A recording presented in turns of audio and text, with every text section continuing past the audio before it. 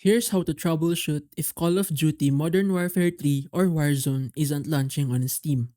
Follow these methods carefully. Method 1. Delete Valve registry entries. First, close Steam completely, and then open the registry editor by pressing Windows plus R, typing regedit, and pressing enter. Delete the following registry entries. Navigate through each path, right-click on Valve, and select delete.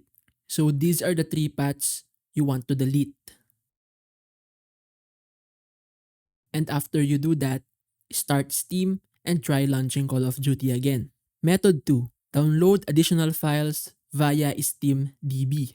Visit this link flashed on the screen.